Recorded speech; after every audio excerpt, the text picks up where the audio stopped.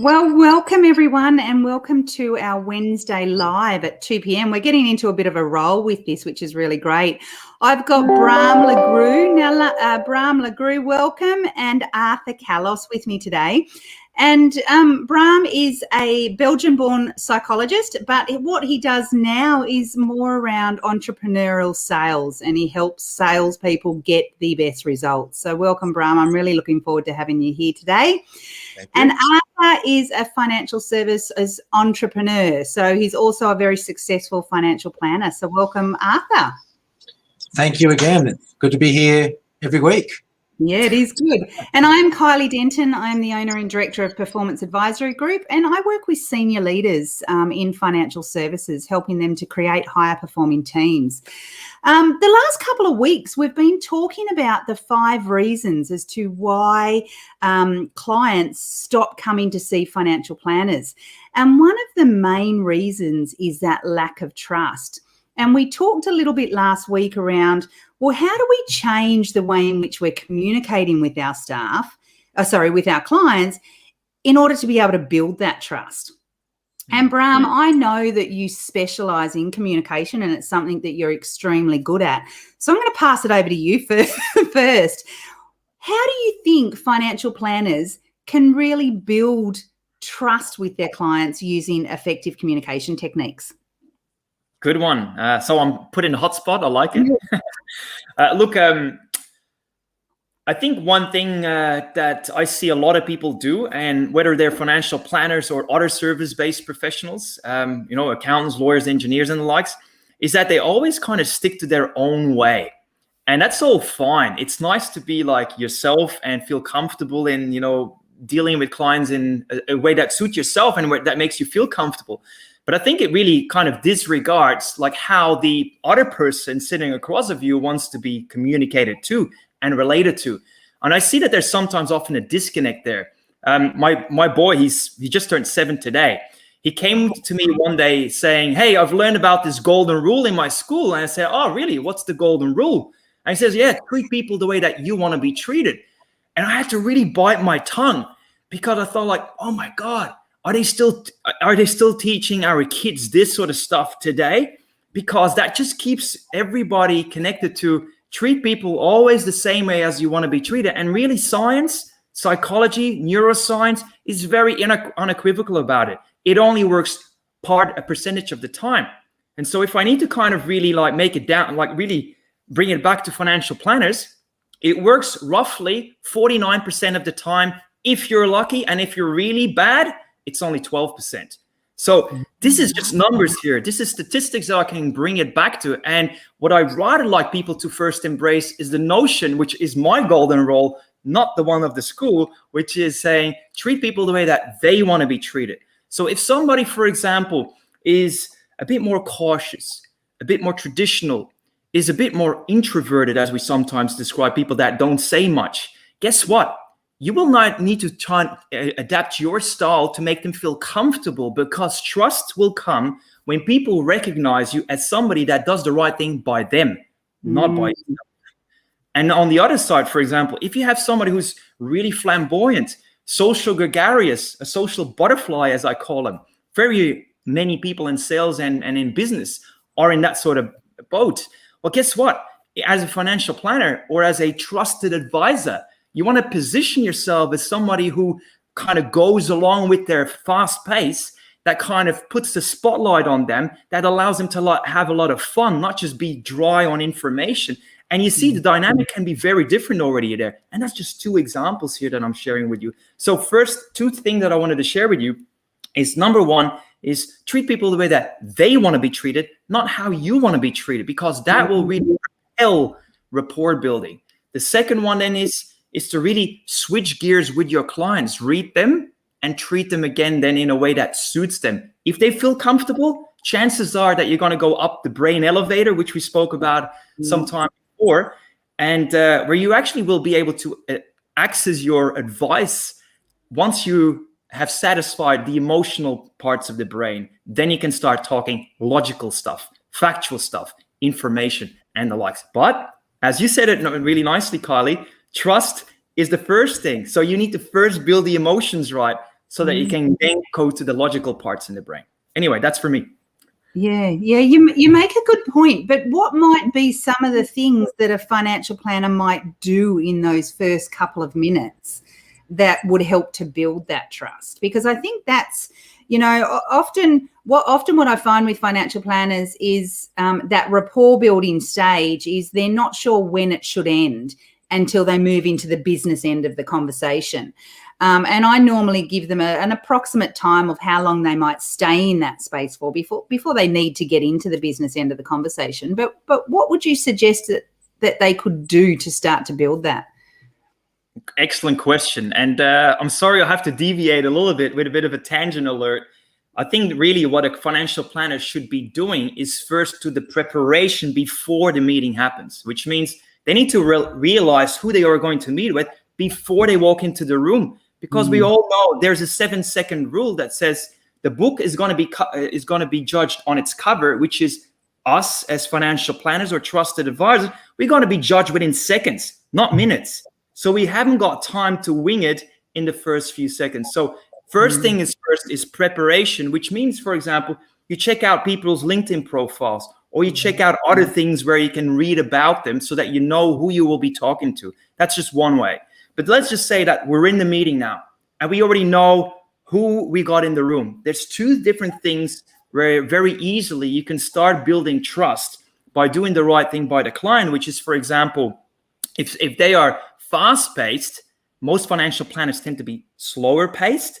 You need to pick up your energy. Like, I've spoken recently to a client of mine who was really comfortably sitting in his chair, while we were doing a Zoom coaching call, and he's a financial planner. And I said, James, if you really want to kind of help your clients and you see that they're fast-paced people, you probably want to just first get up, walk around a little bit, just to start the energy flowing. Because if you really like having sat down for a long time, chances are is that your energy is too low. And if theirs is really high, you've got this huge disconnect that you kind of need to bridge, which is very hard to do. So that's the first thing. Pace yourself with them rather than try to pace them with you, because that doesn't really work. The second thing is, let's just say that you got a client who you sussed out as a very much of a people person. It's somebody who likes talking. They like listening to people. They like, sharing, communicating, networking, and the likes. That is typically what I call a high I or an influencer's style. Well, guess what?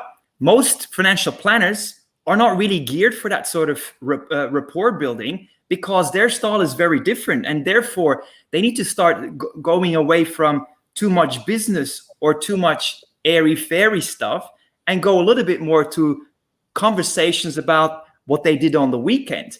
What really gets them excited and pumped up. And have them talk a lot about that, because that's what this person is really comfortable with.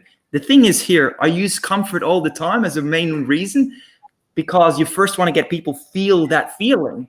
And then rapport building and trust kind of really starts happening in line with that, if that makes sense. Yeah, I couldn't agree more. That just, making sure you're prepping, it even goes down to the actual, where do they live? Do you know anyone that lives in that area?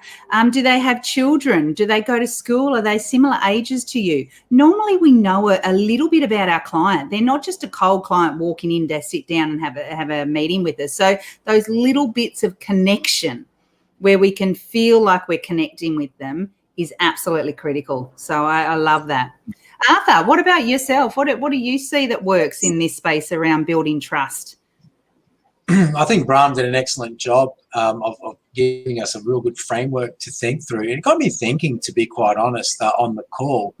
And, as advisors and as an industry, we're constantly, having to address the lack of trust in the industry as a result of past indiscretions from prior advisors, etc., and how we've all had to improve and how we've all had to take responsibility to improve the standards across our industry. And now with, as an advisor, to remain on the financial advice register, you have to have passed an exam by the end of this year. You've got further requirements, potentially study-wise, to meet the FASEA standards as well.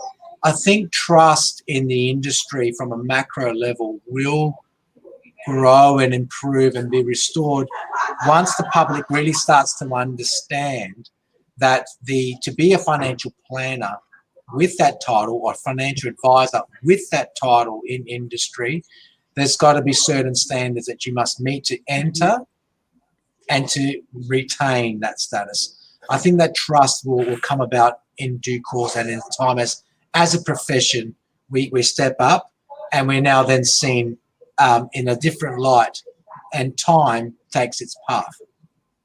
I think what was really interesting though with what Bram was talking about, and I do totally agree, and I've spoken about it in the other sessions, Kylie, around being prepared, understanding who's in front of you prior to the meeting, doing the research, listening, targeted questions. Your questioning technique has to be more sophisticated than filling out a checklist. It needs to be a little bit more probing and anticipating a certain direction of outcome, so that leads to the next question. So when we say loaded questions, they are loaded questions in the sense that you're trying to build a story, you're trying to build a momentum with the client to get them to the next phase of doing business with you. So not asking simple yes/no questions. That can be done prior to the meeting, right? So getting that stuff out the way. But in terms of structuring that approach, we've covered that. What I find really interesting from Bram's conversation, it's trust, and it's more like engagement.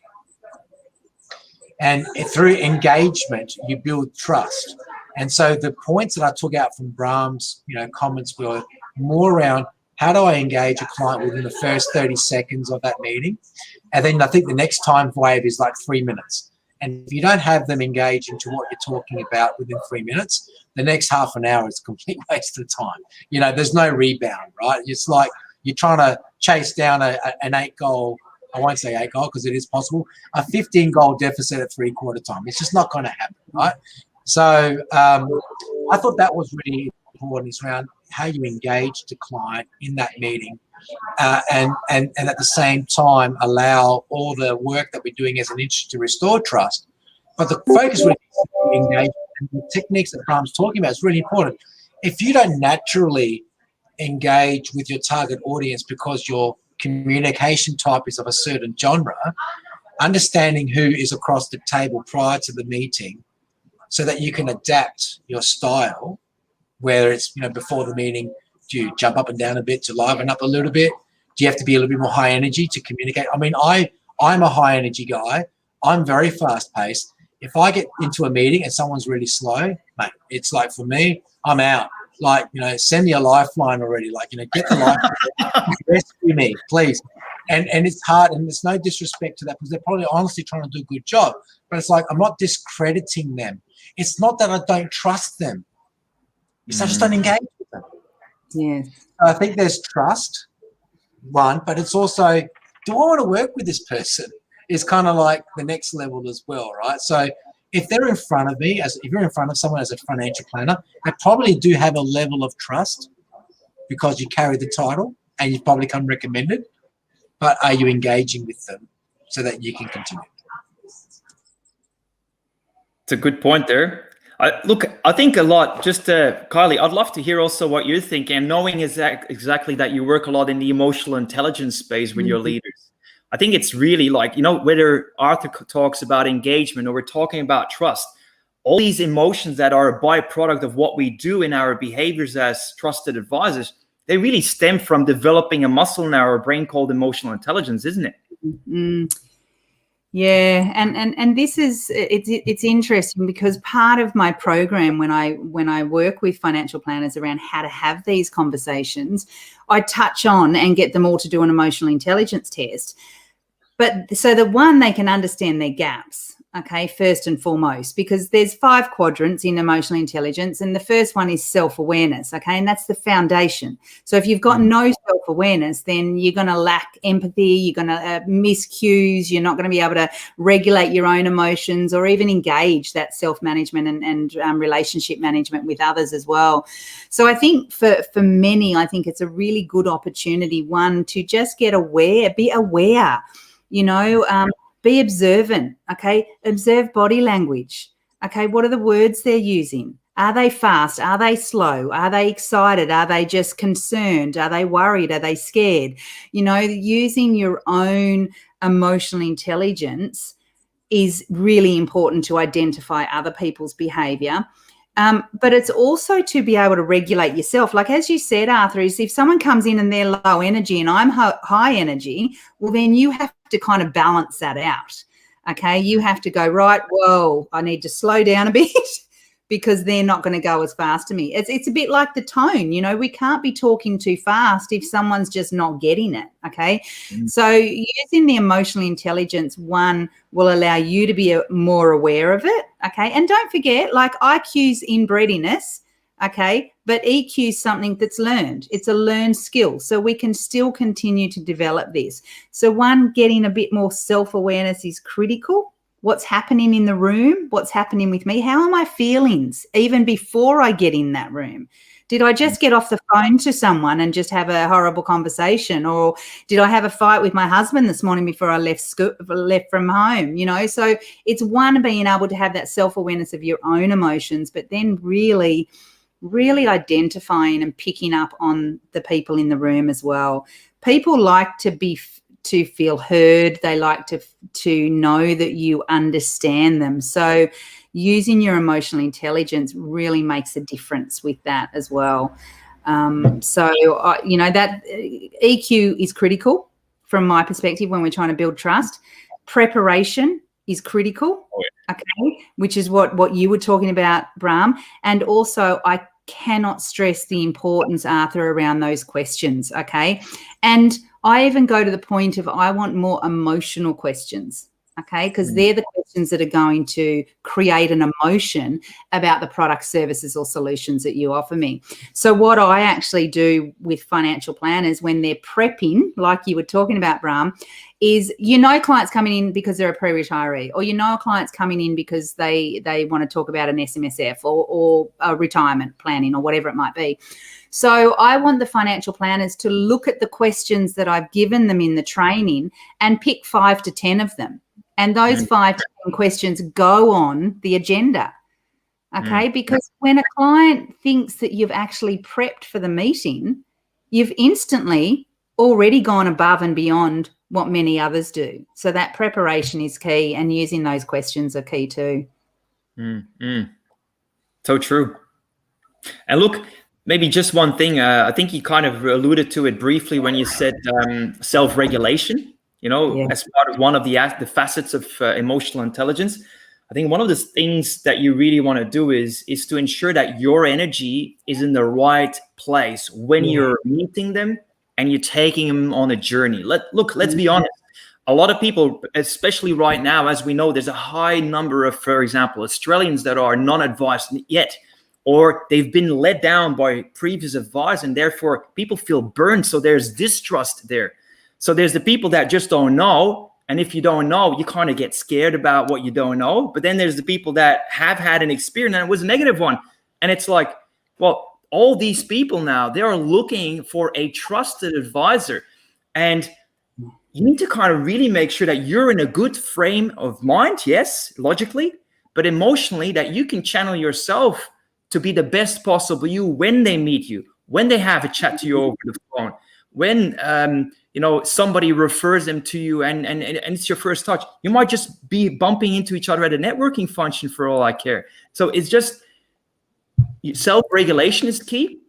And I guess that the industry is a very regulated industry, which means there's lots of things to think about, but it actually takes away from creating the right environment that allows people to open up, to feel comfortable, to feel listened to feel acknowledged, to feel being cared for, and all these magical things where I always say, if you get that right, that part of the cocktail or the mix, the logical stuff is very easy because most financial planners are trained to present logical information. But once again, that's only part 3 of the brain elevator. You got first emotional things to satisfy.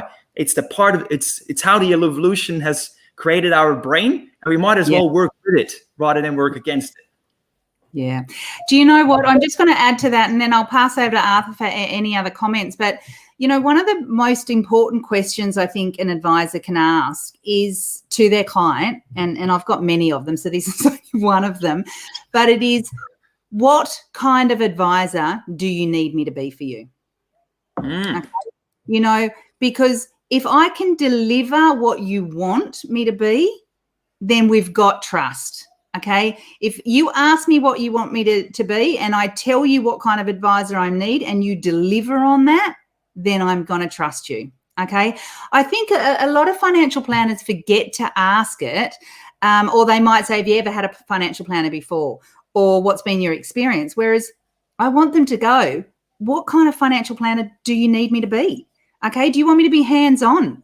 Do you want to meet regularly? Do you want me just to see you once a year? Do you want me to ring you up if something happens in the markets? What kind of advisor do you need me to be? And then deliver on what they need. Yeah, very good. I like what you said before, Bram, around, you know, the non-advised audience in the country, and we put it so many times to affordability and all that kind of stuff. You know, the access to advice. You know, an interesting statistic would actually probably be how many potential clients have spoken to advisors and from that experience decided not to work with an advisor. So when we say there's 50% unadvised, probably 50% of that have spoken to someone and for some reason didn't click, right? So that's an interesting point, isn't it? I actually think, you know, it takes a lot of discipline to have that process in place where, you know, one, you've got the data gathering before a meeting. Two, you then run the client and say, hey, I'm looking forward to seeing you next week. I got your information. Thank you so much for doing that for me. Oh, you got a couple of kids, and tell me about them, and starting early, right? So that's all very, very smart, very structured, very disciplined. Being self-aware takes discipline. You know, checking in on your mood before you go in the meeting, having a vent to someone that you can prior to the meeting if you need to, so you're going into that meeting with your head and your mind straight and your energy right. Take self-discipline. You know, that's where you probably need a coach, right? So if you've got a client that's going to come and meet with you in the next couple of hours, and let's face it, we're humans. Our days always don't start off the best. You know, don't let that creep into your meeting unintentionally. Have someone you can go to and say, hey, Kylie, look, I've had a great morning. I can't cancel this meeting because if I cancel this meeting, it's not going to make me look good. I'll probably not have this opportunity again. I need to get a few things off my chest. Do you have 20 minutes? Do you have that person available to you? Because that meeting could be a great client, a great continuing client for your practice. And if you go into that meeting unprepared, it's a potential loss. You're not going to perform, right? So that stuff takes discipline, takes honesty, and you need support, and you know, and go get it. There's plenty of people out there like Bram and Kylie. I couldn't more highly recommend you guys. The other thing that takes discipline is taking one on the chin.